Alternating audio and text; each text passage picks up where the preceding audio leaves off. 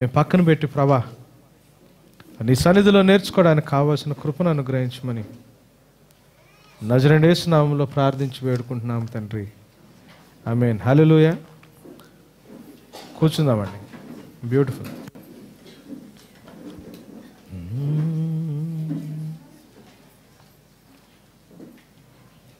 Yeah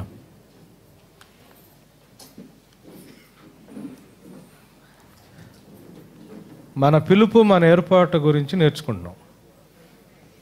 క్రైస్తవుడు పిలువబడిన విధానాన్ని, ఏర్పాటును బట్టి నేర్చుకుంటా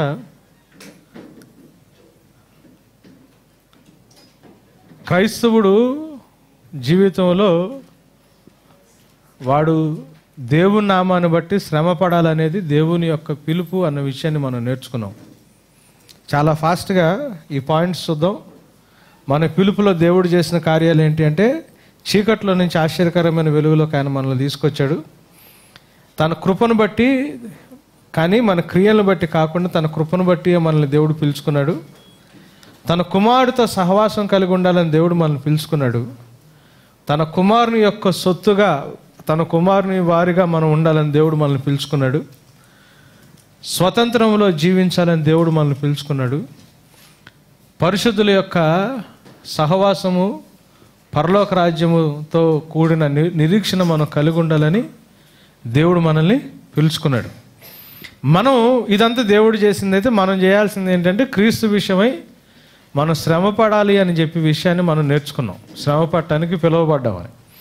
అయితే క్రైస్తవుడికి వచ్చే శ్రమలుకి కారణాలు ఏంటో మనం చూస్తున్నాం. మొట్టమొదటి కారణం ఏంటి అంటే, మనం ఎందుకు శ్రమ పడాల్సి వస్తుందంటే, మనం జీవించేదే పడిపోయిన లోకంలో, పాడైపోయిన ప్రపంచంలో జీవిస్తున్నాం కాబట్టి, పాపంతో కూడుకున్న లోకంలో మనం ఉంటున్నాం కాబట్టి న్యాచురల్గా మానవుడికి శ్రమలు అనేవి వస్తాయి. ఇది మనం ప్రాథమికంగా గుర్తుపెట్టుకోవాలి. రెండవ పాయింట్, మనం ఎందుకు శ్రమ పడతాము అంటే, మనం తీసుకునే తప్పుడు నిర్ణయాలు బట్టి మనం శ్రమ పడతాం. శరీరంలో విత్తితే శారీరకంగా కోస్తాము, ఆత్మలో విత్తితే ఆత్మీయంగా కోస్తామని మనం నేర్చుకుంటా మనం విత్తిందాన్ని మనం కోస్తాము. సో మన నిర్ణయాల విషయంలో మనం జాగ్రత్తగా ఉండాలి. మన తప్పు నిర్ణయాలు బట్టి కూడా మనం శ్రమ పడతాము అని రెండో విషయం నేర్చుకున్నాం. మూడవ విధంగా శ్రమ ఎందుకు వస్తుంది అంటే, మనం ఒకవేళ తప్పిపోతుంటే, వెళ్ళకూడని మార్గంలో ఒకవేళ మనం వెళ్తుంటే, మనల్ని డిసిప్లిన్ చేయడానికి దేవుడు మనల్ని శ్రమలోకి తీసుకెళ్తాడు. డిసిప్లిన్ చేయడం కోసం, శిక్షణ చేయడానికి. అంటే మనల్ని తండ్రి ఎలా అయితే పిల్లల్ని శిక్షిస్తాడో తప్పుడు పనులు చేయకుండా, అలా దేవుడు శిక్షలో మనం శ్రమ పడాల్సిన అవసరత ఉంటుంది అన్న విషయాన్ని మనం నేర్చుకున్నాం. నాలుగవది ఎందుకు వస్తుంది క్రైస్తవుడికి శ్రమ అంటే, యేసు నామాన్ని బట్టి, తన యొక్క విశ్వాసాన్ని బట్టి శ్రమ వస్తుంది అని చెప్పాం. ఆ శ్రమ అనేది మనుషులు పెట్టే బాధల వల్ల కావచ్చు, మనుషుల్లో నుంచి వచ్చే వ్యతిరేకత కావచ్చు, హతసాక్షులుగా చనిపోవడం కావచ్చు, లోకపరమైన మనకిష్టమైన వాటిని విడిచిపెట్టుకోవడమో కోల్పోవడమో కావచ్చు, లేకపోతే మనం పరువు ప్రతిష్టలు కూడా పోవడం కావచ్చు, ఏ విధంగా అయినా కావచ్చు. కానీ క్రీస్తు నామాన్ని బట్టి మన జీవితంలో శ్రమ పడాల్సి వస్తుంది అన్న విషయాన్ని మనం చూసాం. సో 3 విషయాలు చెక్ చేసుకోవాలి. మనకి శ్రమ వస్తే 4 విషయాలు గుర్తుపెట్టుకోవాలి. శ్రమ వస్తే మనం గుర్తుపెట్టుకోవాల్సిందంటే, అసలు మనం ఉండేదే పాపలోకంలో కాబట్టి శ్రమ అనేది కామను. సో ఆ విషయంలో కలవరపడద్దు. శ్రమ రాగానే ఫస్ట్ మనం చెక్ చేసుకోవాల్సిన పాయింట్ ఏంటంటే, ఫస్ట్ చెక్ పాయింట్, నా జీవితంలో నేను ఎక్కడైనా తప్పుడు నిర్ణయాలు తీసుకున్నానా? ఇది రిజల్ట్ ఇట్లా వచ్చింది అంటే, నేను ఎక్కడ ఏ విషయాల్లో నేను ఎట్లాంటి నిర్ణయాలు తీసుకున్నాను అది చెక్ చేసుకోవాలా. అది చెక్ చేసుకున్న తర్వాత, నేను ఏ రకంగా తప్పిపోతుంటే దేవుడు నన్ను డిసిప్లిన్ చేయడానికి ప్రయత్నం చేస్తున్నాడు అని చూసుకోవాలా. ఆ తప్పుపోతున్న దారిలో నుంచి సరైన దారిలోకి రావడానికి దేవుని దగ్గర సహాయం తీసుకోవాలా. ఈ 2 తీసుకున్న తర్వాత కూడా శ్రమ మన జీవితంలో ఉంటే, దేవుడి నామాన్ని బట్టి మనం శ్రమ పడుతున్నాం కాబట్టి శ్రమలో ఓర్పు కలిగి ఓర్చుకుని జీవించాలా. కానీ శ్రమ పడటానికే దేవుడు నిన్ను నన్ను పిలిచాడన్న విషయాన్ని మాత్రం మర్చిపోకూడదు. ఇది మనం నేర్చుకున్న విషయాలు. అయితే శ్రమ గురించి మనం ఏమేమి నేర్చుకున్నాం?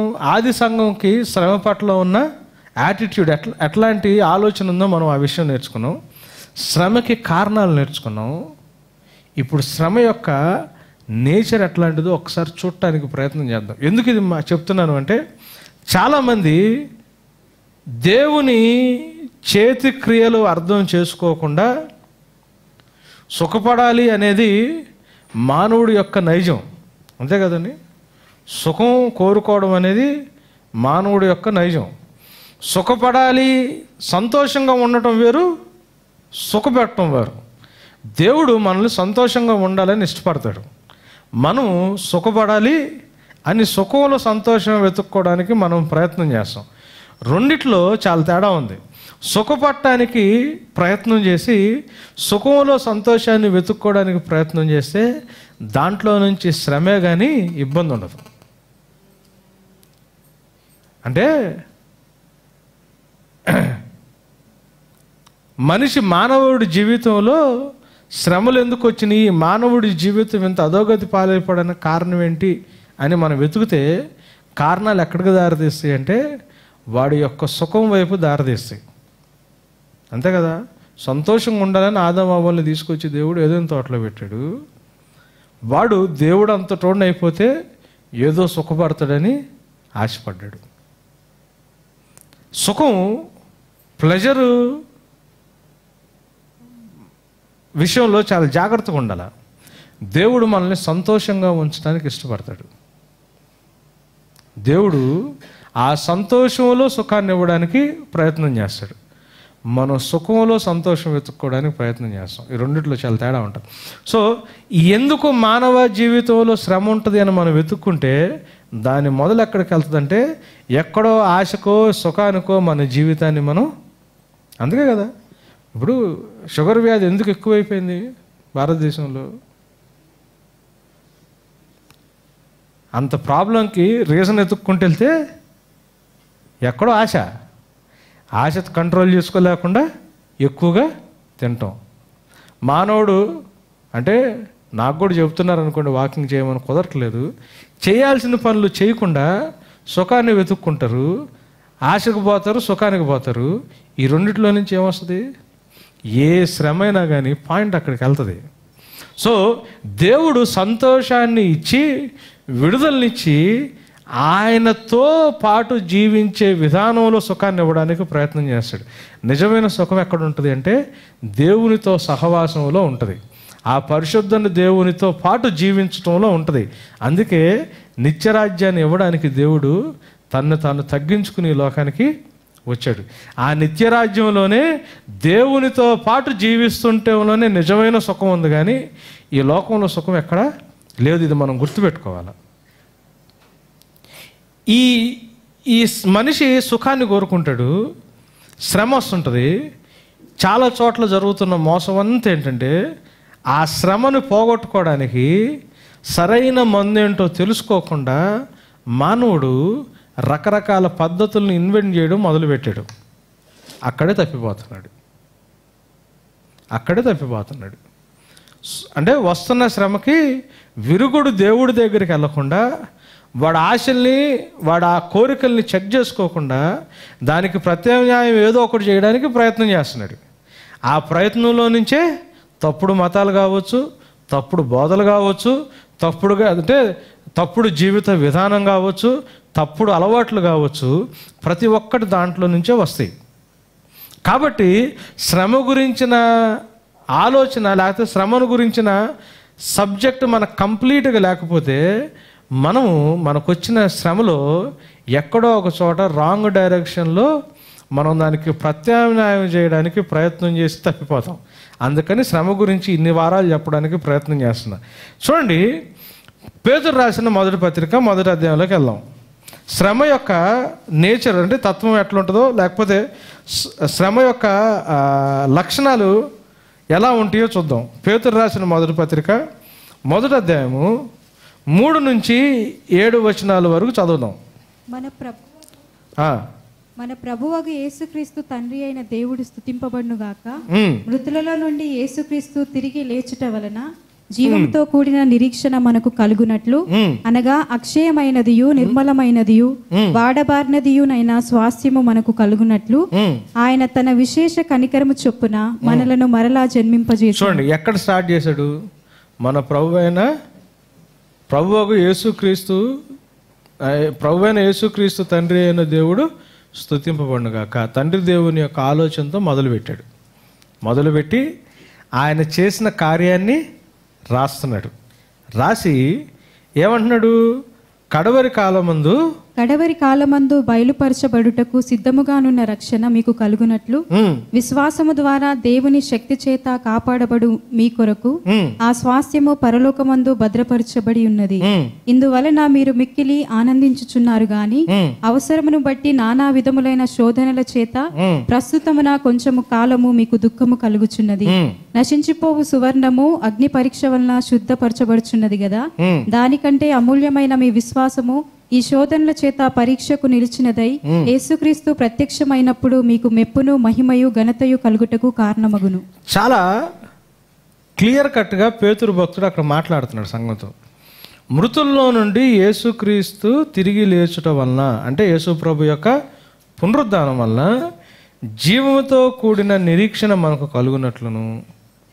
ఫస్ట్ ఏం రావాలా? యేసు ప్రభు పునరుద్ధానాన్ని బట్టి మన జీవితంలో ఫస్ట్ వచ్చేది ఏంటి? జీవముతో కూడిన నిరీక్షణ కలుగునట్లును, అనగా అక్షయమైనది నిర్మలమైనది వాడబారదైన స్వాస్థ్యం మనకు కలుగునట్లు. దేని గురించి నిరీక్షణ? జీవముతో కూడిన నిరీక్షణ దేని మీద? అక్షయమైన దాని మీద, నిర్మలమైన దాని మీద, వాడబారని స్వాస్థ్యమైన దాని మీద. సో యేసు ప్రభు పునరుద్ధానంతో నుంచి వచ్చిన నిరీక్షణ క్షయమైన వాటి మీదకు తీసుకురానిడు దేవుడు. వాడబారే వాటి మీదకి ఆ నిరీక్షణ రాదు. ఈరోజు వచ్చి రేపు పోయే డబ్బు మీదో, ఆస్తి మీదో, స్థలాల మీదో, పొలాల మీదో దేవుడు నిరీక్షణ మనకి కలుగు చేయడు. ఇది గుర్తుపెట్టుకోవాలి. లోకపరమైన ఆస్తులు కావచ్చు, లోకపరమైన ఐశ్వర్యం కావచ్చు, ఈ శరీరం కూడా కొంతకాలానికి మట్టిలో కలిసిపోద్ది, అంతే కదా. సో దీని మీద కూడా నిరీక్షణ ఏమి ఇవ్వడు దేవుడు. నాకు ఖచ్చితంగా హీల్ అయిపోద్దని విశ్వాసంతో ప్రార్థన. దేని మీద నిరీక్షణ? నిరీక్షణ దేని మీద? ఆయన పునరుద్ధానం వల్ల నిరీక్షణ కలుగు చేస్తాడు, జీవంతో కూడిన నిరీక్షణ. ఈ నిరీక్షణ దేని మీద? అక్షయమైనది, నిర్మలమైనది, వాడబారని దాని మీద నిరీక్షణ కలుగు చేస్తాడు. క్షయమైన దాని మీద దేవుడు నిరీక్షణ కలుగు చేయని ఇప్పుడు సహాయం చేయొచ్చాము. అంటే ఒకవేళ శరీరం ఎప్పుడైనా రోగం వస్తే దేవుడు బాగు చేసి సహాయం చేయవచ్చాము, కానీ విశ్వాసము క్షయమైన దాని మీద కాదు. విశ్వాసము వాడబారే దాని మీద కాదు. విశ్వాసము దేని మీద ఉండాలి మనకి? అక్షయమైన దాని మీద, నిర్మలమైన దాని మీద, వాడబారని దాని మీద. ఆయన జీవముతో కూడిన నిరీక్షణ ఏం చేస్తాడు? మనకి కలుగు చేస్తాడు. ఇది దేనివల్ల వస్తుంది? పునరుద్ధానాన్ని బట్టి వస్తుంది అని ఏం చేసి కలుగునట్లు ఆయన తన విశేష కనికరము చొప్పున మరలా మనల్ని కదా. మనం ఎందుకు నూతన జన్మ అనుభవం దేనికంటే ఈ నిరీక్షణ మనకి ఉండాలని. దేని మీద? ఈ లోకంలో ఉండేది ఏదైనా కానీ క్షయమైంది. మన ఊపిరి దగ్గర నుంచి, మన ప్రాణం దగ్గర నుంచి, మన పిల్లలు, మన ఆస్తులు, మన అంతస్తులు, ప్రతి ఒక్కటి ఈ లోకంలో ఉన్నది ఏదైనా కానీ క్షయమైందే, వాడబారినదే, నశించిపోయేదే కదా. కానీ నూతన జన్మ వచ్చిన తర్వాత నిరీక్షణ దేని మీద వస్తుంది? వీటి మీద వస్తుంది. సో నూతన సృష్టి అయిన వాడికి ఆలోచన, ఆశ, నిరీక్షణ దేని మీదకి వెళ్ళాలా? అక్షయమైన దాని మీదకి వెళ్ళాలి. నిజమైన దేవుడు నిరీక్షణ మనలో ఉంటే వాడబారే దాని మీదకి, క్షయమైన దాని మీదకి వెళ్తుందా ఆలోచన? వెళ్ళదు. మనం కరెక్ట్గా ఉంటున్నామో లేదో చెక్ చేసుకోవడానికి చెక్ పాయింట్స్ అని ఏమంటున్నాడు? మళ్ళీ తిరిగి జన్మింపజేశాడు. కానీ ఇప్పుడు మనం ఎక్కడున్నాం? చివరి దినాల్లో ఉన్నాం, అంతే కదా. కడవరి కాలమందు బయలుపరచుటకు సిద్ధముగా ఉన్న రక్షణ మీకు కలుగునట్లు అన్నాడు. ఏంటా రక్షణ? రక్షణలో 3 ఫేజెస్ ఉంటాయని చెప్పా.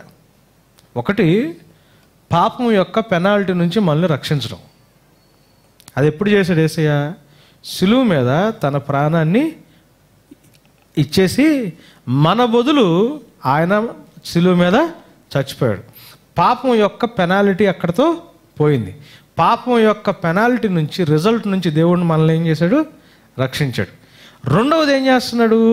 పాపానికి కారణమైన నేత్రాశ, శరీరాశ, జీవపు డమ్మల్ని జయించటానికి సహాయం చేస్తున్నాడు. అది ఇప్పుడు వర్తమాన కాలం, ప్రజెంట్ టైము, ఇప్పుడు నడుస్తున్న కాలం. ఎలా చేస్తున్నాడు? పరిశుద్ధాత్మ దేవుని ద్వారా సత్యాన్ని బోధిస్తా, పరిశుద్ధాత్మ దేవుని ద్వారా మన బలహీనతలో మనకు సహాయం చేస్తా, పరిశుద్ధాత్మ దేవుని ద్వారా ప్రార్థన చేయబోవడం రాకపోతే ప్రార్థన నేర్పిస్తా, పరిశుద్ధాత్మ దేవుని ద్వారా మనమందరం అన్యోన్య సహవాసంలో జీవించి ఒకళ్ళొకళ్ళు సహాయం చేసుకుంటా మన నేత్రాశ, మన శరీరాశ, మన జీవపు డమ్మాన్ని జయించడానికి, అంటే పాపం యొక్క కారణాల నుంచి రక్షిస్తున్నాడు. ఇప్పుడు అది పాపం యొక్క రిజల్ట్ నుంచి రక్షించాడు, పాపం యొక్క కారణాల నుంచి మళ్ళీ ఇప్పుడు రక్షిస్తున్నాడు. పాపం యొక్క కారణాల నుంచి మనం దాన్ని జయించిన తర్వాత, వాటి నుంచి రక్షించబడిన తర్వాత పాపం ఎక్కడ నివసిస్తుందని నేర్చుకున్నాం? శరీరంలో నివసిస్తుంది. సో పాపం ఉండే స్థలంలో నుంచి మన ఆత్మను తీసుకుని వెళ్ళి మహిమ గల ఇంకొక శరీరంలోకి దేవుడు తీసుకెళ్తాడు. అది 3వ స్టేజ్ రక్షణలో. ఇది బయలుపరచడానికి సిద్ధంగా ఉన్న రక్షణ. ఆల్రెడీ బయలుపరచబడిన రక్షణ ఏంటి? పాపం యొక్క జీతం నుంచి. ఇప్పుడు మనకి దేవుడు మనకి రివీల్ చేస్తున్న రక్షణ ఏంటి? మనం జయిస్తున్నది ఏంటి? పాపం యొక్క కారణాల నుంచి. బయలుపరచడానికి సిద్ధంగా ఉన్న రక్షణ ఏంటి? ఈ శరీరంలో పాపం ఉంది, ఈ శరీరంలో పాపం ఉంది, ఇది కంటిన్యూస్గా నన్ను ఫైట్ చేసి కిందకు లాగేస్తుంది. సో నేను జయించడం నేర్చుకున్న తర్వాత నన్ను ఏం చేస్తాడు దేవుడు? ఈ శరీరంలో నుంచి తీసి మహిమగల శరీరంలోకి, క్షయమైన ఈ శరీరంలోంచి తీసి అక్షయమైన శరీరంలోకి, నాన్న ప్లేసెస్ అక్షయమైన శరీరంలోకి తీసుకెళ్తాడు. అది బయలుపరచడానికి సిద్ధంగా ఉన్న రక్షణ. యేసు ప్రభు వచ్చే టైంలో అదే జరుగుతుంది, అంతే కదా? మహిమలోకి ఎత్తబట్టం. ఇప్పుడు అర్థమైంది కదా? కడవరి కాలం మందు బయలుపరచుటకు సిద్ధముగా ఉన్న రక్షణ మీకు కలుగునట్లు, అంటే ఈ శరీరంలో నుంచి, క్షయమైన ఈ శరీరం నుంచి అక్షయమైన శరీరంలోకి మీరు వెళ్ళాలంటే, వెళ్ళటానికి అని అర్థం. అక్కడ కలుగునట్లు ఏం చేస్తున్నాడు? విశ్వాసము ద్వారా దేవుని శక్తి చేత కాపాడబడు మీ కొరకు అన్నాడు. అంటే దేవుడు ఏం చేస్తున్నాడంటే మనల్ని ప్రిజర్వ్ చేస్తున్నాడు. ఎట్లయితే పచ్చళ్ళు వీటిని ప్రిజర్వ్ చేస్తామో ఎక్కువ కాలం ఉండేటట్టు, అట్లా మనం ఆ టైం వచ్చేదాకా మనము అక్షయమైన శరీరంలోకి మారిపోయేంత వరకు దేవుడు ఏం చేస్తున్నాడంటే ఆయన శక్తి చేత 1, మన విశ్వాసం చేత 2, ఈ రెండుటిని మనకిచ్చి మనల్ని ప్రిజర్వ్ చేస్తున్నాడు, మనల్ని చెడిపోకుండా కాపాడుతున్నాడు. అర్థమవుతుందండి? పచ్చడి చెడిపోకుండా ఉండాలంటే ఏం వేస్తాం? ఉప్పు వేస్తాం కదా? ఉప్పు ప్రిజర్వేటివ్. మనం చెడిపోకుండా ఉండాలంటే దేవుడు ఏం చేస్తాడు? ఆయన తన శక్తిని నింపుతాడు, మనం సరైన విశ్వాసంలో ఉండేటట్లు సహాయం చేస్తాడు. సో మన విశ్వాసం ఎక్కడైనా కానీ సడలిపోయింది అనుకోండి, మన విశ్వాసంలో ఎక్కడన్నా ప్రాబ్లం వచ్చిందనుకోండి, ఆయన శక్తిలో అయితే ప్రాబ్లం రాదు, దానికి క్వశ్చన్ లేదు.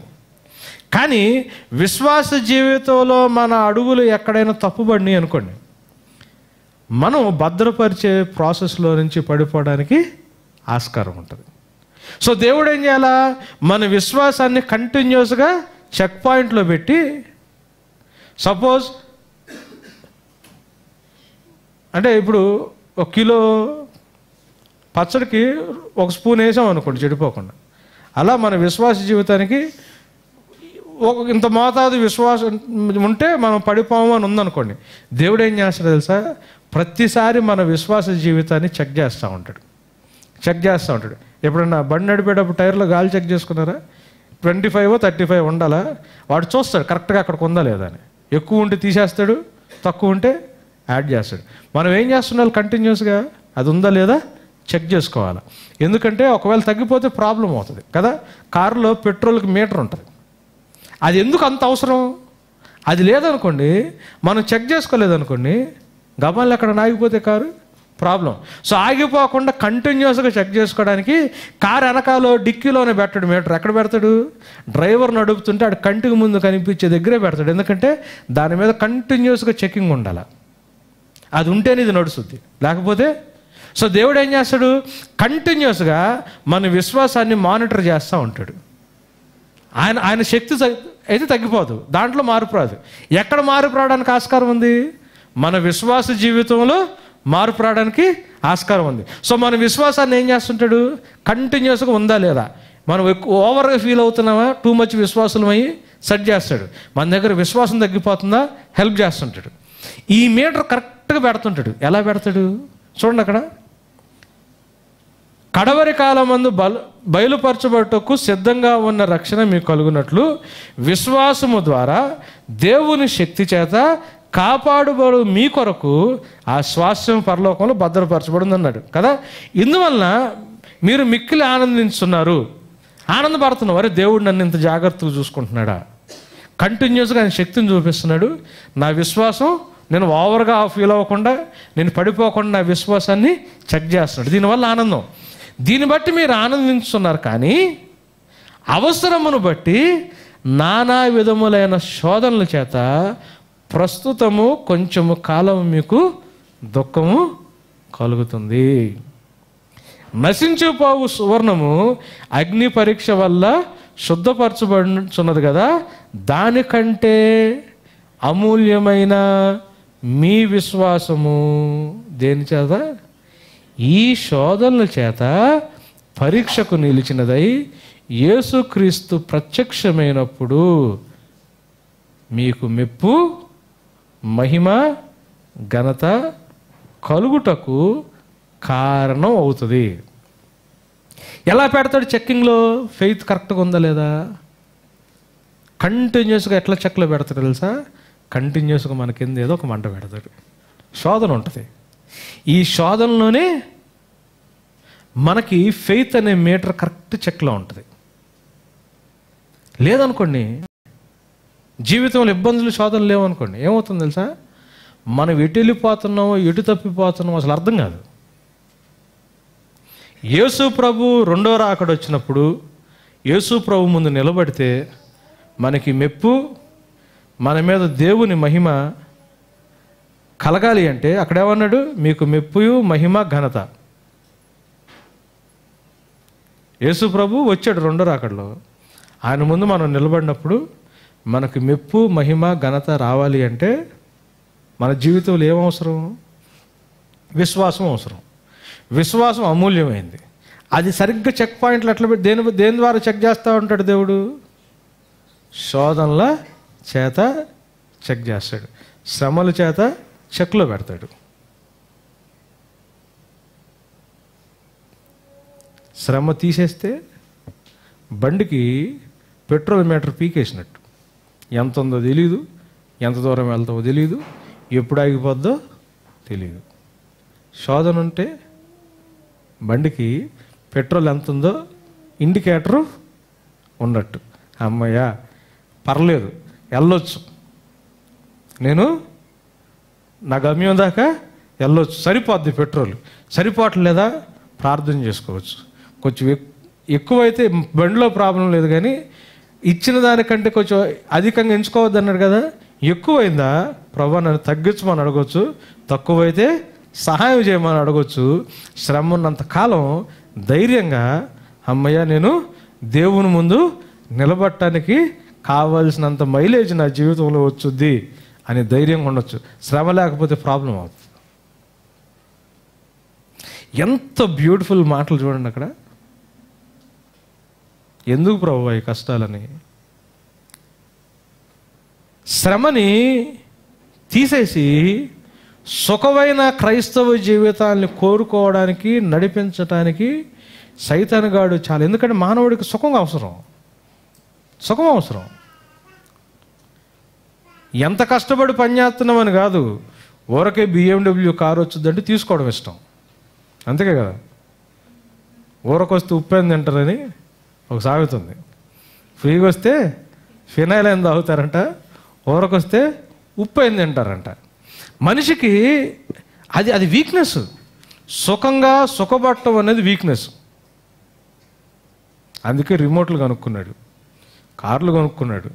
కార్లు ఉట్టి తిరగడానికైనా మనిషి కూర్చోగానే వాడి హైట్ని బట్టి వాడి వెయిట్ని బట్టి అడ్జస్ట్ అయ్యే సీట్లు రకరకాలు.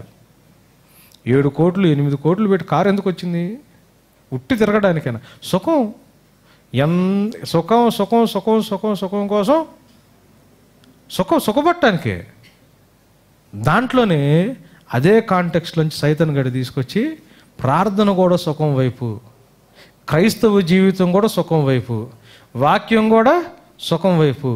నీ కోరిక లోపలున్న జయించాల్సిన కోరికని వాడు ఏం చేస్తాడంటే వాక్యంలో రెఫరెన్సులు తీసుకుని దానికి ఒక సందర్భం లేని ఒక ఇష్యూ చేసి మన జీవితంలో మనం ఆర్పుకోవాల్సిన కోరికలకు ఆజ్యం పోస్తాడు. శ్రమ పెట్రోల్ ఇండికేటర్ లాంటిది. అంత చక్కగా చూడండి. దీనికంటే అమూల్యమైన మీ విశ్వాసము అన్నాడు. ఆ విశ్వాసం కరెక్ట్గా ఉండాలంటే మన జీవితంలో శ్రమ శోధన ఉండాలి. అయితే ఈ శ్రమ గురించిన శ్రమకుండే మొట్టమొదటి లక్షణం ఏంటంటే మనకు 6వ వచనంలో ఏం కనిపిస్తుంది చూడండి, అవసరమును బట్టి నానా విధమైన శోధల చేత ప్రస్తుతము కొంచెము కాలం మీకు దుఃఖము కలుగుతున్నది. మొట్టమొదటి లక్షణం మనందరికీ తెలిసింది ఏంటి? శ్రమ దుఃఖాన్ని కలుగ చేస్తుంది. క్రైస్తవుడు 24 గంటలు సంతోషంగా ఉండాలా? దుఃఖంగా ఉంటే కూడా మంచిదా? ఆర్ యూ హ్యాపీ అంటారు. నేను సంతోషంగా ఉన్నాను, మీరు సంతోషంగా ఉండండి. కానీ అక్కడేమని తెలుసా? ప్రస్తుతం కొంతకాలం మీకు దుఃఖము కలుగుతున్నది. క్రైస్తవ జీవితాన్ని జీవిస్తున్నప్పుడు దుఃఖం మీ జీవితంలో ఉంటే శ్రమను బట్టి నష్టం జరిగిపోతుంది అని బాధపడద్దు. బండిలో పెట్రోల్ ఉందా లేదా ఇండికేటర్ చూసుకున్నట్టు మీ విశ్వాస జీవితాన్ని, మీ ఆత్మీయ జీవితాన్ని చెక్ చేసుకోవడానికి మీకు ఒక ఇండికేటర్ ఉంది జీవితంలో అని ఆనందపడండి. నాకు బండిలో బ్రేక్ సరిగ్గా లేకపోయినా పెద్దగా పట్టించుకొని, కానీ పెట్రోల్ ఇండికేటర్ దగ్గర వెళ్ళి పొద్దాక బాగు చేసుకుంటుందండి.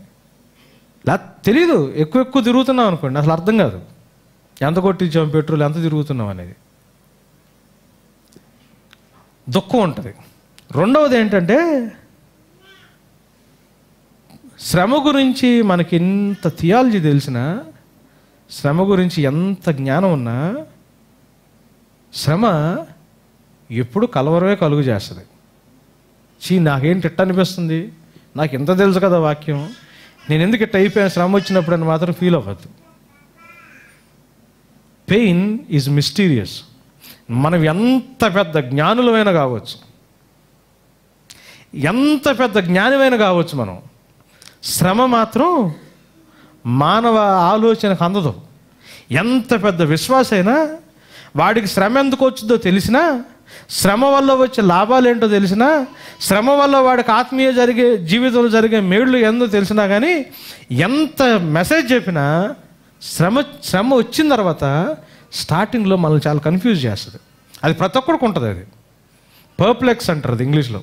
ఒకలాంటి అంటే ఒక మిస్టరీ, అర్థం కానిది, కలవరం, గాబరా పట్టం ఉంటుంది చూసారా, అది ఉంటుంది ప్రతి ఒక్కడు క్రైస్తవుడి జీవితంలో ఉంటుంది. అయితే శ్రమకుండే 2 లక్షణాలు మనకు అర్థమైనవి ఏంటంటే, శ్రమ దుఃఖం కలుగు చేస్తుంది, శ్రమ మిస్టీరియస్, అర్థం కాకుండా కలవరం అయితే పుట్టిస్తుంది. కాకపోతే మనం గుర్తుపెట్టుకోవాల్సింది ఏంటంటే శ్రమకి ఒక ఉద్దేశం ఉంది. ఇట్ ఈస్ పర్పస్ఫుల్ అని గుర్తుపెట్టుకోవాలి. శ్రమ ఉద్దేశం ఏంటి? ఉద్దేశం శ్రమకుండే ఉద్దేశం. దేవుడు ఏం చేయాలనుకుంటున్నాడు మనల్ని? రోమపత్రిక 8వ అధ్యాయం 28-29 వచనాలు చూడండి. రోమపత్రిక 8వ అధ్యాయము 28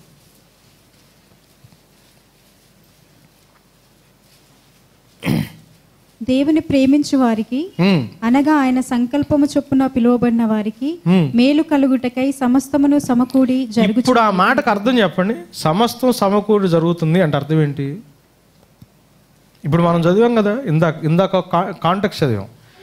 మనల్ని ఆయన వచ్చేదాకా జాగ్రత్త కాపాడటానికి రెండిటి చేత దేవుడు మనల్ని కాపాడుతున్నాడు. ఒకటేమో ఆయన శక్తి ద్వారా, రెండోదేమో విశ్వాసం ద్వారా.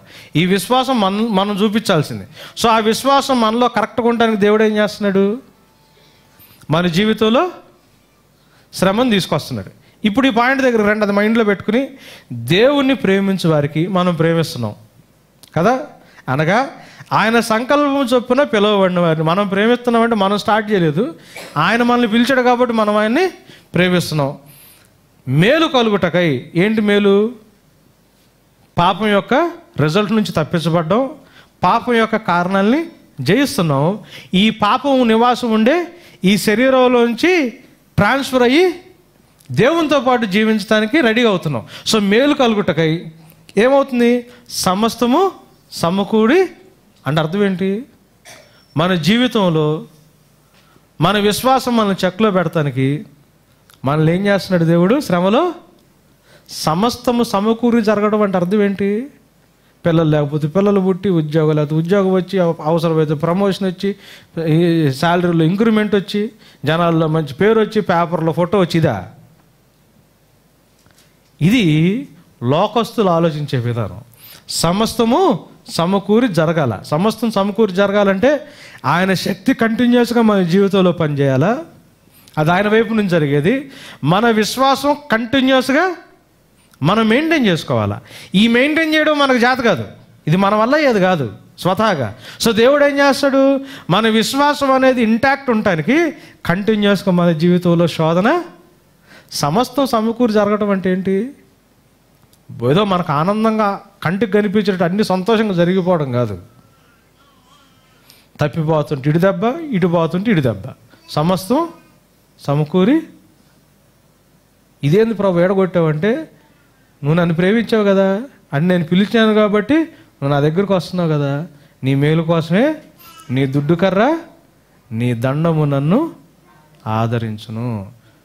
దుడ్డు కర్ర లాంగెస్ట్ జర్నీ నడవాలా, కాబట్టి అది చిన్నది కాదు, గాఢాంధకారపులే దూరం నడవాలా. ఆదరణ దేంట్లో ఉంటుంది? దుడ్డు కర్రలో ఉంటుంది, దండంలో ఉంటుంది. దండం లేకపోతే ఆదరణ లేదు. అటు ఇటు పోకుండా, అటు వెళ్తే ఒక దెబ్బ, ఇటు వెళ్తే ఒక దెబ్బ, సమస్తం సమకూరి. ఎందుకు? నేను తప్పిపోకుండా వెళ్ళాల్సిన గమ్యానికి వెళ్ళటానికి ఇటుకు వచ్చి ఇటు కొడుతున్నాడు, అటు వస్తే అటు కొడుతున్నాడు. ఆయన్ని ప్రేమించిన వారికి, అనగా ఆయన సంకల్పం చొప్పున పిలువబడిన వారు సరైన దారిలో వెళ్ళాలని, వెళ్ళాల్సిన గమ్యంలోకి వెళ్ళాలని ఎటు వెళ్తే అటు కొట్టి సమస్తం సమకూరి జరుగునట్లు దేవుడు, అది సమస్తం సమకూరి జరగడం అంటే. మన విశ్వాస లెవెల్స్ని మెయింటైన్ చేయడానికి దేవుడు ఎవరికి వారి వారి స్వభావాన్ని బట్టి, వారి వారి బలహీనతలను బట్టి, వారి వారి యొక్క నేచర్ని బట్టి దేవుడు ఎవరికి ఏది అవసరమో, ఎంత అవసరమో అంత శ్రమ, అంత శోధని ఇస్తాడు. నా జీవితంలో నేను పడే శ్రమ ఎంతెందుకు పడుతున్నాను అంటే, అంత లెక్కలో దెబ్బ కొడితే కానీ నేను వంగనని. అంతేగాని దేవుడు అన్యాయం చేయడం కాదు. ఇది ఊరికినే వంగుద్ది. ఇదే ఇనప కడ్డీ వంచాలంటే అవ్వదు. బాగా కాల్చి సుత్తి తీసుకుని కొడితే కానీ వంగదు. ఆడికేంటి ప్రభు అన్ని తక్కువ కష్టాలు, నేను నమ్ముకున్నాను కదా, నువ్వంటే నాకు చాలా ఇష్టం కదా, నన్ను ఎందుకు ఇంత కష్టం అంటే, నువ్వు కాలిస్తే కానీ వంగోరా బాబు అని దేవుడు ఏం చేస్తాడు? కాల్చల్లో కొడతాడు. ఎందుకు? సంకల్పం చొప్పున పిలుచుకున్నాడు. నా మేలుకనే దేవుడి దెబ్బ నా మీద వేస్తున్నా కానీ వేరే ఉద్దేశం కాదు, పర్పస్ఫుల్. చూడు, సమస్తం సమకూరి. ఎందుకనగా తన కుమారుడు అనేక సహోదరులు జ్యేష్ఠుడగినట్లు దేవుడు ఎవరిని ముందుగా ఎరుగను, వారు తన కుమారునితో స్వారూప్యము గలవారగుంటకు వారిని ముందుగా నిర్ణయించును. ఏంటి సంకల్పం? ఏంటి శ్రమ వెనకాల ఉన్న దేవుని ఉద్దేశం ఏంటి? నువ్వు నేను కోరుకునేది ఇవ్వాలని కాదు, మీకు నాకు తన కుమారుని యొక్క స్వారూప్యం రావాలనేది దేవుడి ఉద్దేశం. సో దేవుడు వర్క్ అదే ఉంటుంది, మన పని చేసి పెడతానికి కాదు. ఆయన చిత్తాన్ని మన జీవితంలో నెరవేర్చుకోవడానికి దేవుడు పరిశుద్ధాత్మని మనకు అనుగ్రహించాడు. నా కోరిక, నా ఆలోచనలు, నా ఇష్టాలు చాలా ఉండుండొచ్చు, కానీ దేవుడు ఇష్టం ఏంటి? రవిగాడికి యేసు ప్రభు యొక్క స్వారూప్యము రావాలా. నేను ఎన్ని గింజుకున్నా, ఎన్ని గోల పెట్టినా, ఎంత ఏడిచినా నాకు ఎంతవరకు ఇవ్వాలి, ఏది ఇవ్వాలి దేవుడు దేని బట్టి నిర్ణయించుకుంటాడు. వీడికి ఏది ఇస్తే యేసు ప్రభు స్వారూప్యం వస్తుంది, వీడి దగ్గర నుంచి ఏది పీకేస్తే యేసు ప్రభు స్వారూప్యం వస్తుంది. అంతే కదా. పిల్లలు ఏడుస్తారు, ఏడిసినవన్నీ ఇచ్చేస్తామా? ఏడిసినవన్నీ ఇచ్చేస్తే ఏం చేస్తామని చెడగొడతామే కానీ పెంచం మనం. గారాబం కదా. ఏడిసినవన్నీ ఏమో ఆడు ఏది పడితే ఆడు తిడతాడు ఇచ్చేస్తామా? వెళ్ళేటప్పుడు ఎవడు సిగరెట్ దాదా చూస్తే నాకు కావాలని కాల్ చేసి ఇస్తామా? 4 తంతంగా నీయం కదా. ఎందుకు? మనకు మైండ్లో ఒక ఉద్దేశం ఉంటుంది, దాన్ని చేయడానికి పిల్లల్ని మనం పెంచడానికి ప్రయత్నం చేస్తాం, నచ్చ చెప్పడానికి ప్రయత్నం చేస్తాం, బుజ్జగించడానికి ప్రయత్నం చేస్తాం. ఎనకపోతే 2 కొడతాము, కానీ మనం అనుకున్నది ఇవ్వడానికి దేవుడు కూడా అంతే. వద్దులేరా అని చెబుతాడు, మనం వినము. విశ్వాసం అనుకుని ఉపవాసం ఉండి ప్రార్థన చేస్తాము, దేవుడు వద్దులేరా అని బుజ్జగిస్తాడు. మళ్ళీ మనం అదే విశ్వాసం అనుకుని ఇంకా గోల్ చేస్తాము, 4 కొడతాడు. కొట్టిన తర్వాత సెట్ అవుతాం మనం.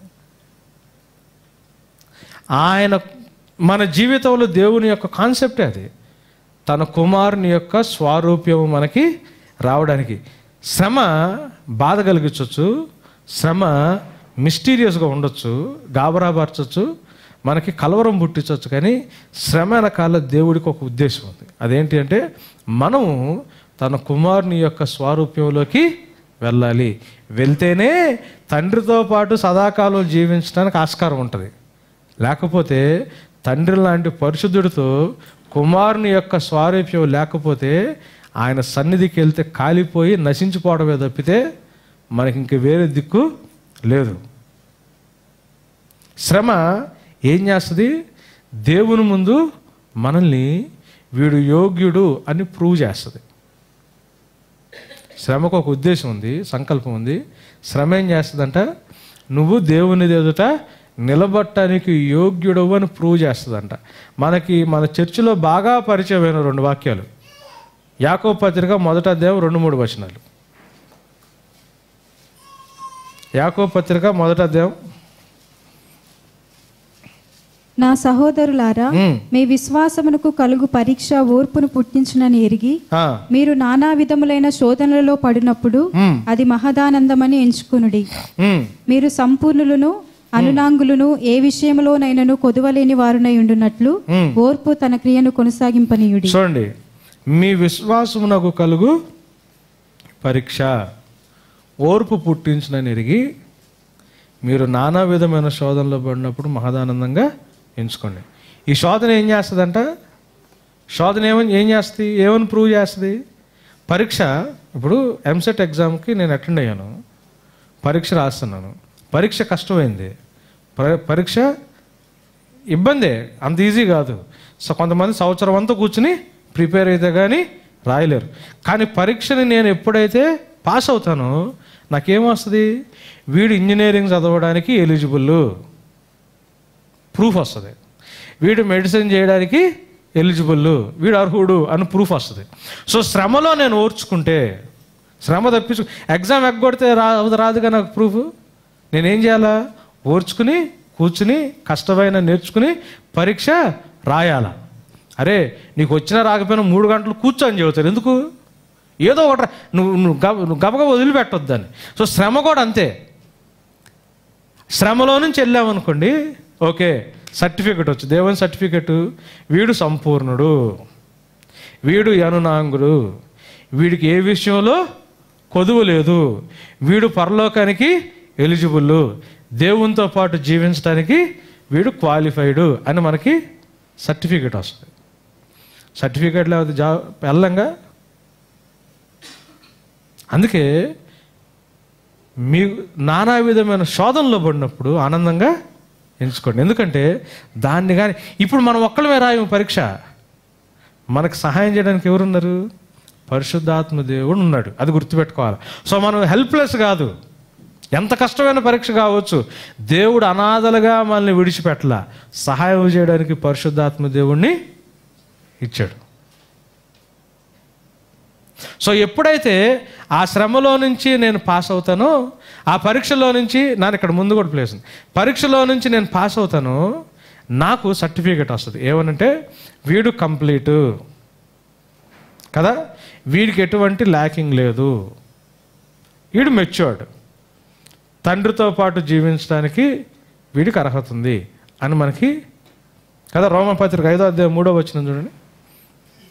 రోమపత్రిక 5వ అధ్యాయం 3వ వచనం. అంతేకాదు శ్రమ ఓర్పును, ఓర్పు పరీక్షను, పరీక్ష నిరీక్షణను కలుగజేయునని. శ్రమ ఓర్పు, ఓర్పు పరీక్ష, పరీక్షలో నుంచి నిరీక్షణ. ఆ శ్రమలో ఓర్చుకుని మనం పరీక్ష రాయకపోతే, మనం ఆ పరీక్షలో నుంచి వెళ్ళకపోతే దేవుడి దగ్గర సిగ్గుపడాల్సి వస్తుంది. ఎందుకంటే దాంట్లో నుంచి వెళ్తేనే నిరీక్షణ వస్తుంది. ఆ నిరీక్షణ మన ఎన్నడూ సిగ్గుపడనీయదు అని వాక్యంలో చాలా క్లియర్గా రాసింది. సో శ్రమ దుఃఖాన్ని కలుగు చేస్తుందేమో, శ్రమ కలవరు పెడుతుందేమో, కానీ క్రైస్తవుడి జీవితంలో శ్రమ వెనకాల ఒక ఉద్దేశము ఉంది. అదేంటి? దేవుని కుమారుని యొక్క స్వారూప్యము కలిగి ఉండటానికి. శ్రమ మనల్ని ఏం చేస్తుంది? దేవునితో పాటు జీవించడానికి క్వాలిఫై చేస్తుంది, మనల్ని ప్రూవ్ చేస్తుంది. అయితే ఈ శ్రమ ఒక్క రోజులో ఒక గడియలో అయిపోయేది కాదు, ఇది టైం టేకింగ్, టైం పడుతుంది. అందుకే బైబిల్లో ఏమనంటే శ్రమలో ఓర్పు అన్నాడు. ఒక 2-3 సెకండ్లు శ్రమ అంటే దానికి ఓర్చుకునే పని ఉండదు. ఎప్పుడు ఓర్చుకోవాలా? అది ఒక కొంత దీర్ఘకాలం అది ఉన్నప్పుడే దాన్ని ఓర్చుకోవాలి. అందుకే బైబిల్లో శ్రమతో పాటు ఓర్పు అన్నాడు. సో మనకేదో శ్రమ ఎట్టు వచ్చి అట్ట పోద్దని అనుకోవద్దు. ఓర్చుకోనేంత పరిస్థితి వస్తుంది. అంటే అది రోజులు ఉండొచ్చు, నెలలు ఉండొచ్చు, సంవత్సరాలు ఉండొచ్చు. దేన్ని బట్టి? నా హృదయంలో ఉన్న మ్యాటర్ని బట్టి. మట్టి లాంటిదైతే ఊరికే పగిలిపోద్ది, కొన్ని రోజుల్లో శ్రమ చాలు. చెక్క లాంటిదైతే కొన్ని నెలలు శ్రమ చాలు నా హృదయం. ఇనువు లాంటిదైతే, అందుకే the heart of the matter is the matter of the heart అని. దీని లోపల ఏది మ్యాటర్ ఉంటుందో దాన్ని బట్టి శ్రమ పడుద్ది. సో దేవుడు మనల్ని శ్రమ పెట్టడు ఎక్కువ కాలం. మేలు జరగాలని దేవుడు ఏం చేస్తాడు? మనల్ని బాగు చేసుకుంటాడు. ఎందుకు అంతకాలం శ్రమ పడాల్సి వస్తుంది అంటే అంత మురికి ఉంది, అందుకే అంత ఎక్కువసేపు పడుతుంది. అంత కఠినం అయిపోయింది నా హృదయం, అందుకే వంచడానికి అంత టైం పడుతుంది. ఇది దేవుని యొక్క ప్రాబ్లం కాదు, నా హృదయం యొక్క ప్రాబ్లం అని నేను గుర్తుపెట్టుకోవాలి. 5వ అధ్యాయం 3-4 వచనాలు చూడండి రోమపత్రికలోనే. అంతేకాదు శ్రమ ఓర్పును, ఓర్పు పరీక్షను, పరీక్ష నిరీక్షణను కలగజేయునని ఎరిగి శ్రమల యందును అతిశయపడుదము. ఎందుకనగా ఈ నిరీక్షణ మనలను సిగ్గుపరచదు. మనకు అనుగ్రహింపబడిన పరిశుద్ధాత్మ ద్వారా దేవుని ప్రేమ మన హృదయములలో కుమ్మరింపబడి ఉన్నది.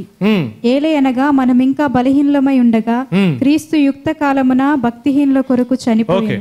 యాకోబు పత్రికలోకి వెళ్దాం ఇంకొకసారి. 4వ వచనం కూడా చూద్దాం. 1వ అధ్యాయం 4వ వచనం.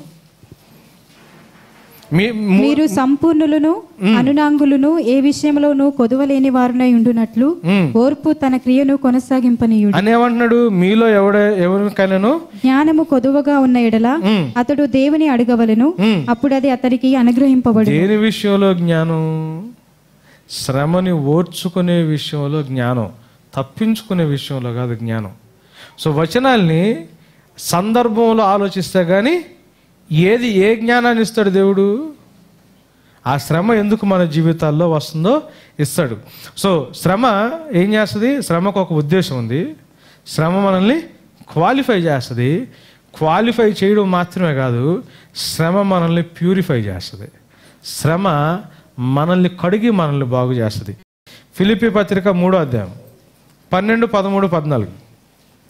ఫిలిప్పీ పత్రిక 3వ అధ్యాయం 12, 13, 14.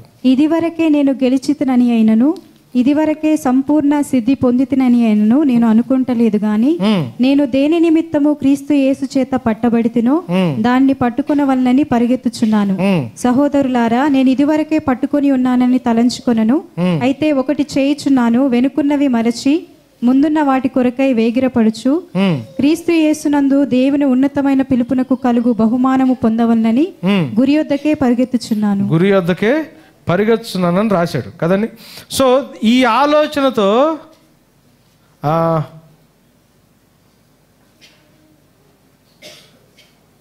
ఓకే,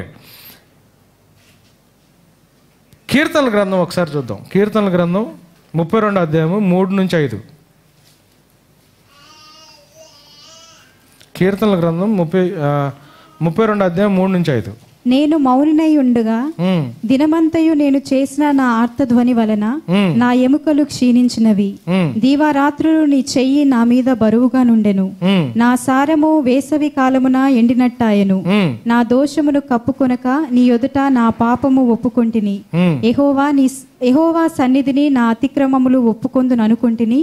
నీవు నా పాప దోషమును పరిహరించి ఉన్నావు. కావున నీ దర్శన కాలమందు భక్తిగల వారందరూ నిన్ను ప్రార్థన చేయుదురు. విస్తార జల ప్రవాహం. చూడండి, అక్కడ ఎక్కడి నుంచి స్టార్ట్ చేశాడు? నేను మౌనినై ఉండగా దినమంతయు నేను చేసిన నా ఆర్తధ్వని వలన నా ఎముకలు క్షీణించినాయి. ఎందుకు వచ్చింది ఆర్తధ్వని? దేవుడు ఆయన ఎక్కడో డిసిప్లిన్ చేస్తున్నాడు. అర్థమవుతుందా? ఎలా ప్యూరిఫై చేస్తాడు దేవుడు? డిసిప్లిన్ చేస్తున్నాడు. ఎలా డిసిప్లిన్ చేస్తున్నాడు? దినమల్లా ఆయన ఆర్తధ్వని చేసేటట్లు దేవుడు చేశాడు, ఏడ్చేటట్లు చేశాడు. దివారాత్రులు నీ చేయి నా మీద బరువుగా ఉండెను. కష్టమైన ఒక టైము. అయితే నా సారము వేసవి కాలమున ఎండినట్టు ఆయన, అంటే ఎండాకాలం ఎట్లయితే ఎండిపోతుందో అట్లాంటి పరిస్థితుల్లోకి వెళ్ళిపోయా. నా దోషము కప్పుకొనక ఎప్పుడైతే నా మీద అట్లాంటి శ్రమ వచ్చిందో ఈయనలో వచ్చిన మార్పు ఏంటో తెలుసా? ఇది ఎప్పుడు దేని గురించి మాట్లాడుతున్నాడు? ఫస్ట్ కప్పుకోవడానికి ట్రై చేశాడు చేసిన పాపాన్ని కదా. దేవుడు సీరియస్ అయిన తర్వాత ఒప్పుకుంటున్నాడు. ఏమంటున్నాడు? నా దోషమును కప్పుకొనక నీ ఎదుట నా పాపమును ఒప్పుకున్నాను. అంటే ఏమైంది? దివారాత్రులు దేవుని చేయి బలంగా ఆయన మీద ఉన్నప్పుడు హృదయంలో ఎగ్జామినేషన్ ఒకటి జరిగింది. స్క్రూటినీ చేసుకున్నాడు, చెక్ చేసుకుని మనం ఏమనుకున్నాం? మన జీవితంలో కష్టం వచ్చినప్పుడు ముందు ఏం చేయాలా? డిసిప్లిన్ చేస్తున్నాడని తెలిసి ఎక్కడో నా డెసిషన్లో పొరపాటు ఉంటుందని లోపల నేను సెల్ఫ్ చెక్ చేసుకోవాలా. చేసుకుని ఏం చేస్తున్నాడు? ఒప్పుకుంటున్నాడు. నా అతిక్రమలు ఒప్పుకుందని అనుకుంటుని నీవు నా పాప దోషమును. సో ఎప్పుడైతే ఒప్పుకోవాలనుకున్నాడో దేవుడు ఏం చేశాడు? పరిహరించాడు. కావున నీ దర్శన కాలం ముందు భక్తి గల వారందరూ, అర్థమవుతుందని, అరే ఇట్లాంటి వాడిని కూడా మార్చావా అని దేవుడినంట దర్శన కాలం అప్పుడు ప్రార్థించి స్తుతించడానికి ఆయన హస్తము ఆయన జీవితం మీద బలంగా ఉందంట. బలంగా ఉన్నప్పుడు ఏడ్చాడు, బాధపడ్డాడు. ఏంది ప్రభు ఈ శ్రమ అన్నాడు. వెతుక్కున్నాడు ఎక్కడ నిర్ణయం అని. ఎందుకంటే శరీరంలో విత్తితే శరీరంలో కోసము, ఆత్మలో విత్తితే ఆత్మలో కోసము. ఎక్కడో శరీరానికి సంబంధించిన ఫలం ఉంది. దేవుడు మొత్తతో మొదలుపెట్టాడు, వెతుక్కున్నాడు, పాపాన్ని ఒప్పుకున్నాడు. దేవుడు పాపాన్ని ఏం చేస్తుంది? శ్రమ ప్యూరిఫై చేస్తుంది. అంతేనా? 119 దావీదు కీర్తన 67వ వచనం చూడండి. 119 దావీదు కీర్తన 67వ వచనం.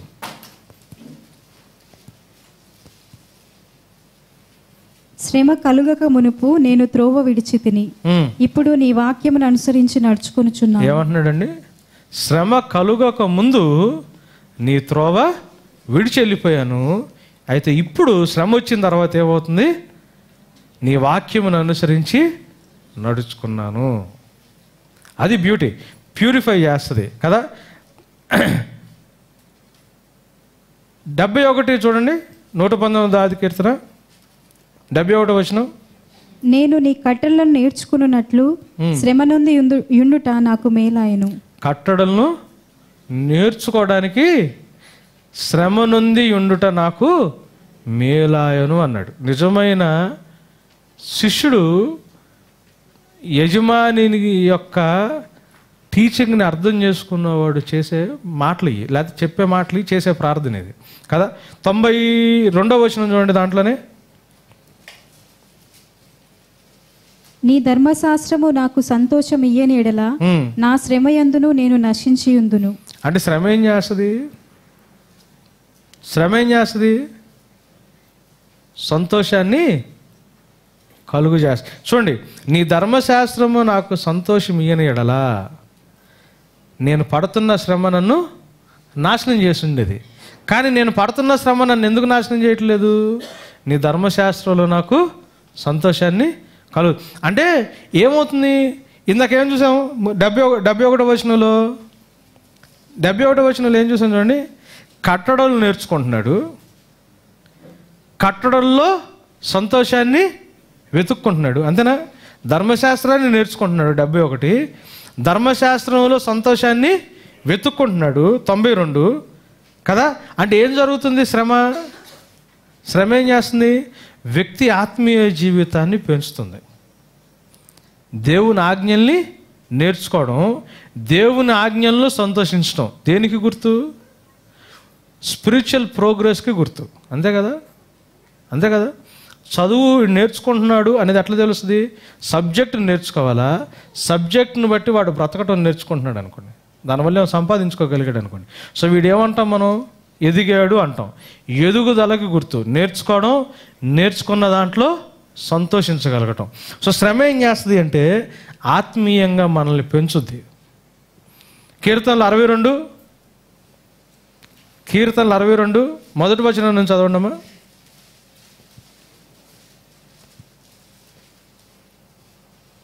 నా ప్రాణము దేవుని నమ్ముకొని మౌనముగా ఉన్నది. ఆయన వలన నాకు రక్షణ కలుగును. ఆయనే నా ఆశ్రయదుర్గము, ఆయనే నా రక్షణకర్త. ఎత్తైన నా కోట ఆయనే. నేను అంతగా కదిలింపబడను. ఎన్నాళ్ళు మీరు ఒకడిపై పడుదురు? ఒరుగుచున్న గోడను పడబోవు కంచెను ఒకడు పడద్రోయినట్లు మీరందరూ ఎన్నాళ్ళు ఒకని పడద్రోయ చూచుదురు. అతని ఔన్నత్యము నుండి అతని పడద్రోయుటకే వారు ఆలోచించుదురు. అబద్ధమాడుట వారికి సంతోషము. వారు తమ నోటితో శుభవచనములు పలుకుచు అంతరంగములో దూషించుదురు. నా ప్రాణమా, దేవుని నమ్ముకొని మౌనముగా నుండుము. ఆయన వలననే నాకు నిరీక్షణ కలుగుచున్నది. ఆయనే నా ఆశ్రయ దుర్గము, నా రక్షణాధారము, నా ఎత్తైన కోట ఆయనే. నేను కదిలింపబడను. నా రక్షణకు, నా మహిమకు దేవుడే ఆధారము. నా బలమైన ఆశ్రయ దుర్గము, నా ఆశ్రయము దేవుని యందే ఉన్నది. జనులారా, ఎల్లప్పుడూ ఆయన యందు నమ్మిక ఉంచుడి. ఆయన సన్నిధిని మీ హృదయములు కుమ్మరించుడి. దేవుడు మనకు ఆశ్రయము. అంటే ఏమర్థం అవుతుంది? జనులుండే కాన్సెప్ట్ చెప్తున్నాడు వాళ్ళు ఎట్లుంటారు, కానీ నేను మాత్రం ఆయన సన్నిధిలో ఎట్లున్నాడంట? 5వ వచనం చూడండి. నా ప్రాణమా, దేవుణ్ణి నమ్ముకుని మౌనంగా ఉండంటే అర్థం ఏంటి? జనాలు అట్లానే ఉంటారు, లోకం అట్లానే ఉంటుంది, మన జీవితంలో శ్రమ అట్లానే వస్తుంది. నా ప్రాణమా ఏమంటున్నాడు అక్కడ? దేవుణ్ణి నమ్ముకుని మౌనంగా సైలెంట్గా ఉండు అంటే అర్థం ఏంటి? కొంచెం ఓపిక పట్టు అని. అంతే కదా? అంటే శ్రమ ఉంటుంది, ఓపిక పడతాము. అప్పుడేమవుతుంది? ఆయన వల్లే నాకు నిరీక్షణ కలుగుతున్నది. ఆయనే నా ఆశ్రయదుర్గము, నా రక్షణ ఆధారం. ఆ దీంట్లోనే నిజమైన ఎదుగుదల వస్తుంది క్రైస్తవుడికి.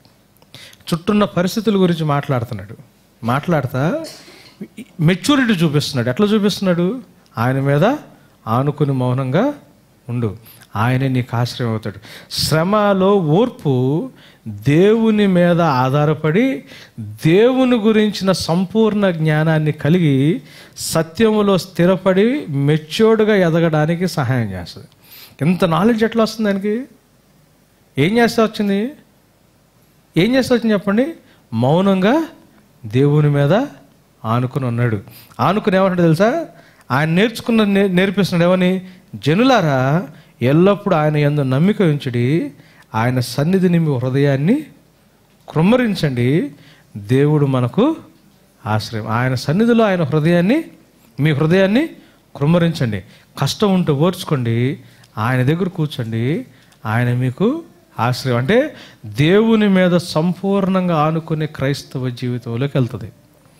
ధర్మశాస్త్రాన్ని నేర్చుకోవడం, ధర్మశాస్త్రంలో సంతోషించడం, దేవుని మీద సంపూర్ణంగా ఆనుకోవడం, ఇదంతా ఎక్కడ జరుగుతుంది తెలుసా? శ్రమలోనే జరుగుతుంది. హెబ్రీ పత్రిక 5వ అధ్యాయం 8వ వచనం. ఇది మనకు కూడా చాలా పరిచయమైన మాట. హెబ్రీ పత్రిక 5వ అధ్యాయం 8వ వచనం. 2 వచనాలు మనం చూసి క్లోజ్ చేద్దామండి. హెబ్రీ పత్రిక 5వ అధ్యాయం 8వ వచనం. ఆయన కుమారుడై ఉండియు తాను పొందిన శ్రమల వలన విధేయతను నేర్చుకుని. ఏమి నేర్చుకున్నాడు? సో శ్రమ ఏమి నేర్పిస్తుంది? విధేయత నేర్పిస్తుంది. శ్రమ మనల్ని ప్యూరిఫై చేస్తుంది. ఎట్లా ప్యూరిఫై చేస్తుంది? మనల్ని శుద్ధీకరిస్తుంది. ఎట్లా? డిసిప్లిన్ చేస్తుంది. మనం అది నేర్చుకున్నాం. శిక్షిస్తుంది కదా. శిక్షించడంతో పాటు మనల్ని పెంచుద్ది. పెంపకంలో మనకి దేవుని పట్ల విధేయతని నేర్పిస్తుంది. 119 దావీదు కీర్తన 67వ వచనం చూడండి. 119 దావీదు కీర్తన 67వ వచనం చూడండి. శ్రమ కలుగక మునుపు నేను త్రోవ విడిచితిని, ఇప్పుడు నీ వాక్యమును అనుసరించి నడుచుకుని. ఇప్పుడు ఒబీడియన్స్ లోకి వచ్చా. శ్రమ కలుగక ముందు త్రోవ విడిచి వెళ్ళిపోయాను. శ్రమ వచ్చింది, నేను విధేయత నేర్చుకున్నా. శ్రమ క్రైస్తవుడికి విధేయత నేర్పిస్తుంది. దేవుని మీద చూడండి, కొరింథీయులకు రాసిన 2వ పత్రిక 4వ అధ్యాయం. కొరింథీయులకు రాసిన 2వ పత్రిక 4వ అధ్యాయం 8వ వచనం చూడండి. ఎటుపోయినను శ్రమపడుచున్నను ఇరికింపబడిన వారము కాము, అపాయములో నున్నను కేవలము ఉపాయము లేని వారము కాము, తరుమబడుచున్నను దిక్కులేని వారము కాము, పడద్రోయబడినను నశించు వారము కాము. యేసు యొక్క జీవము మా శరీరమందు ప్రత్యక్షపరచబడుటకై యేసు యొక్క మరణానుభవమును మా శరీరమందు ఎల్లప్పుడూ సహించుకొని పోవచ్చు. ఎల్లప్పుడూ అంటే ఏం చేస్తుంది? శ్రమ కంటిన్యూస్గా దేవుడి మీద డిపెండ్ అయ్యేటట్టు చేస్తుంది. శ్రమ ఏం చేస్తుంది? కంటిన్యూస్గా దేవుడి మీద ఆధారపడేటట్లు చేస్తుంది. ఫిలిప్పీ పత్రిక 1వ అధ్యాయం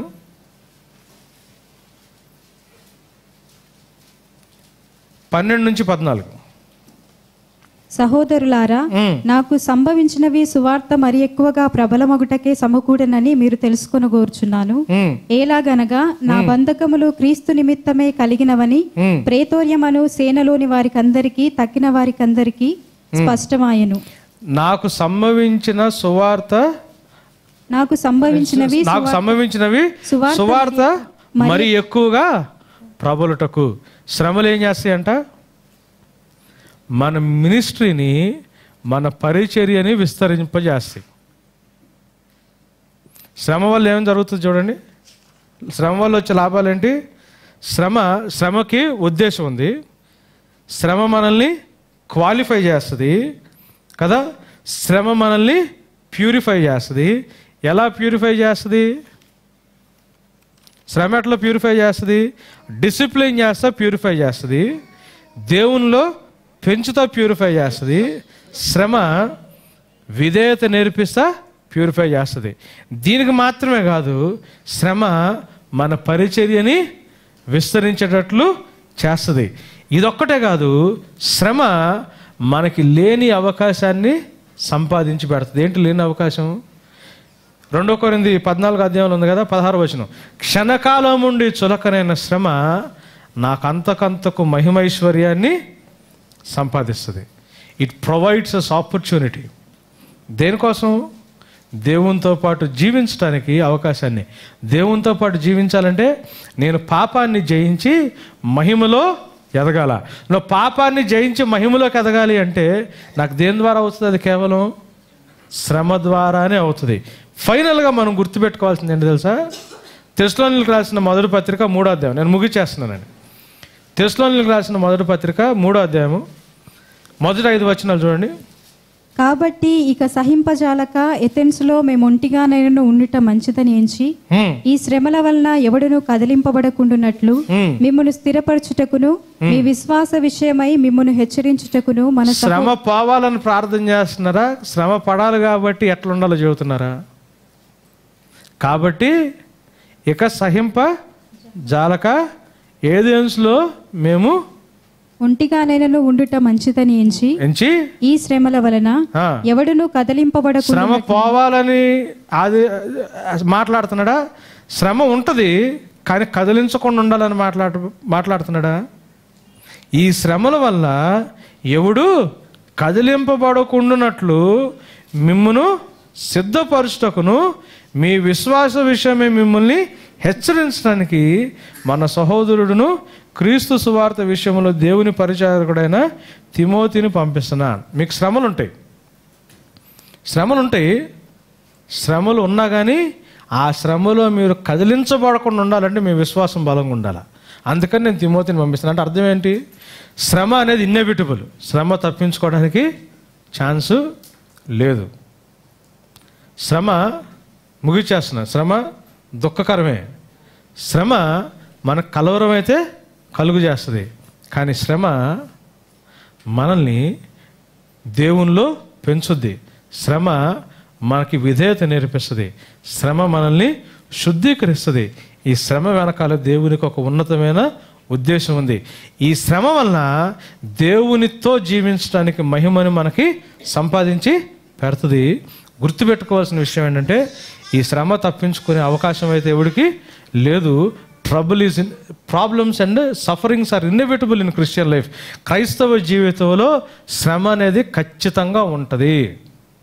ఇది బైబిల్ చెప్తుంది. శ్రమ లేకపోతే రాబో రక్షణని చివరి దినమందు ప్రత్యక్షం అవడానికి సిద్ధంగా ఉన్న రక్షణలోకి మనం వెళ్ళడానికి మనం అవకాశాన్ని పోగొట్టుకుంటాము. రెండో రాకడ కోసం సిద్ధపడుతున్నారా?